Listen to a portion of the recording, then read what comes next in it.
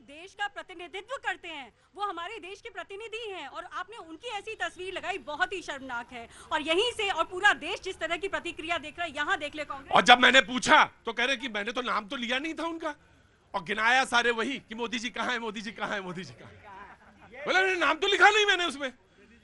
56 inch जरूर पूछेंगे ये। अरे रुको, 56 inch.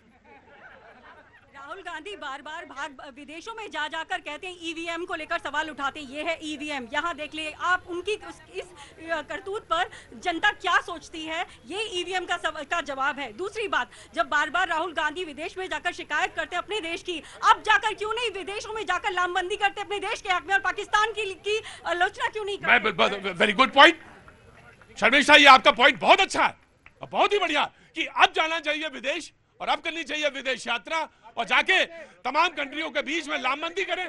This is a good point Sharmishtha. मैं आ रहा ऑफ कोर्स। हाँ जी, मैं कह रहा हो सकता है राहुल गांधी का वो रूप भी दिखे हम लोग। जिस दिन दिखेगा बहुत अच्छी बात है, यहाँ पे हम तारीफ करेंगे। जिस दिन ये दिखेगा हम तारीफ करेंगे।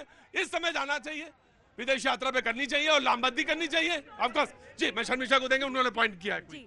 दूसरी बात, बार बार बोल रहे हैं मुंह तोड़ जवाब दीजिए, मुंह तोड़ जवाब दीजिए। प्रधानमंत्री कहाँ है? प्रधानमंत्री सर्वोच्च प्रतिनिधित्व करते हैं देश का, और वो डिफेंस मिनिस्टर नहीं है, वो पार्टी अध्यक्ष नहीं है, तो वो हर जगह नहीं हो सकते।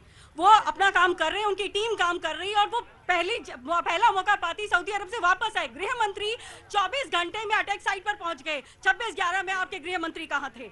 आपने कौन सा मुंह तोड़ जवाब दिया था 26/11 के समय पर? नहीं मैम, सवाल तो ये भी है कि आपके प्रधानमंत्री वहां पहुंच गए थे। मुझे लग रहा है कि तब मुझे अच्छी तरह से याद है ये बात कही गई थी कि हमको संयत रहना चाहिए और संयत रहने के साथ हमको पूरे और सारे लोगों को समझ में आई थी बात, क्योंकि जब ये बात कही गई 26/11 में, तब सबने मानी इस बात को। प्रदीप जी, मुझे लग रहा है कि जो अभी बैठक चल रही है प्रधानमंत्री जी के नेतृत्व में, सारी सेना के प्रमुख लोग हैं, सारे लोग हैं, मुझे लग रहा है कि उसमें कोई निर्णय जरूर लिया जाएगा और जिन्होंने ये घिनौना कृत्य किया है, कायराना हमला किया, उनको भी उन पे हमला किया जाएगा। मैं एक बात कहना चाहता हूँ, आज ही लिया जाएगा, अभी लिया जाएगा, इसी वक्त लिया जाएगा।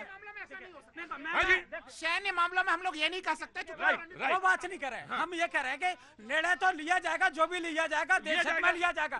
दूसरी बात ये है कि भारत को डिप्लोमेसी का भी इस्तेमाल करना चाहिए, क्योंकि जहां तक पाकिस्तान का जहां भी बाजार, इसको बंद करना चाहिए। जो हमारे मित्र देश हैं, जहां भारत बहुत बड़ा मार्केट है, उन लोगों को भी दबाव में लेना चाहिए कि पाकिस्तान पर प्रतिबंध लगाए कि वो ऐसे आतंकियों को पाल करके भारत के खिलाफ इस्तेमाल करने का काम कर रहा है।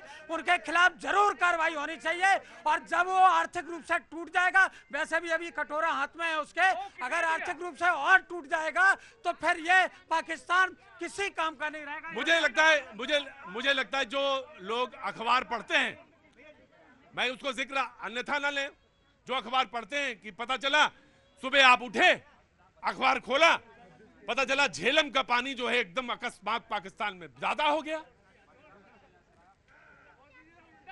मैं ये नहीं कह रहा किसने किया नहीं किया, और ना मैं इस पर हूं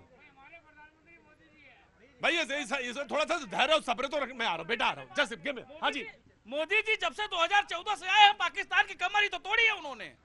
आज 1000 मक्का मदीना में पाकिस्तानी कटोरा लेकर के भीख मांग रहे हैं, तो देर किसकी है?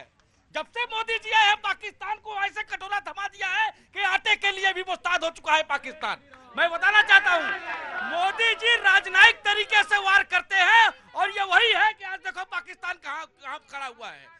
और एक बात कहना चाहता हूं, मैं तुमसे एक बात और कहना चाहता हूं, मैं तुमसे एक बात और कहना चाहता हूं, मैं तुमसे ये कहना चाहता हूं, पाकिस्तान चाहे कटोरा ले और चाहे भीख मांगे, हमें अपने मुल्क की ज्यादा चिंता है। और इसलिए बार बार ये मैं कहता हूं कि हम कहां खड़े हैं, हम क्या खड़े हैं और कहां पे पहुंचे हुए, ये ज्यादा चिंता। वक्त एक छोटे से ब्रेक के बाद में फिर